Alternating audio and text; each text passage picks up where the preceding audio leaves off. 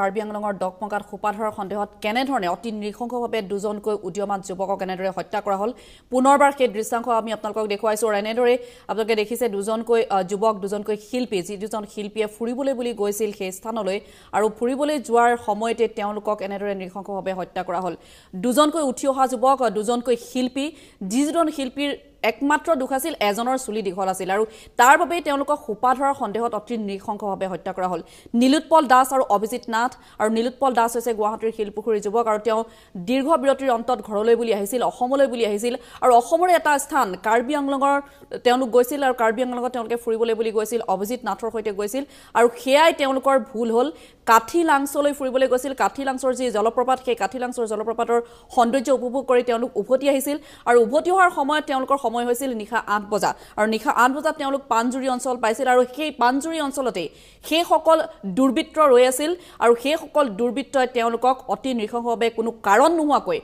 কাৰণ নোহোৱাকৈ অতি নিৰীহভাৱে অতি নৃশংসভাৱে হত্যা কৰিলে এই দুজন যুৱকক সাউণ্ড ইঞ্জিনিয়াৰ আছিল নীলোৎপল দাস আৰু তেওঁ গোৱাত কৰ্মৰত আছিল আৰু তেওঁ দীৰ্ঘ বিৰতিৰ মূৰত অসমলৈ আহিছিল আৰু তেওঁৰ বন্ধু অভিজিত নাথৰ সৈতে অসমৰ বিভিন্ন স্থানত ফুৰিবলৈ গৈছিল আৰু তাৰে এটা স্থান আছিল কাৰ্বি আংলঙৰ ডকমকাৰ সেই স্থানলৈ গৈছিল আৰু কাঠি লাংছ জলপ্ৰপাতৰ যি সৌন্দৰ্য সেই সৌন্দৰ্য উপভোগৰ বাবে যোৱাটোৱে তেওঁলোকৰ বাবে কাল হ'ল সেই সৌন্দৰ্য উপভোগ কৰি ঘূৰি অহাৰ সময়তেই পানজুৰিত এই সকল দুৰ্বৃত্ত আমি এই মুহূৰ্তত আপোনালোকক দেখুৱাইছো যদিহে আৰক্ষী প্ৰশাসনে চাই আছে বা যদিহে সংশ্লিষ্ট কৰ্তৃপক্ষই চাই আছে তেওঁলোকে এই সকল লোকক চিনি থক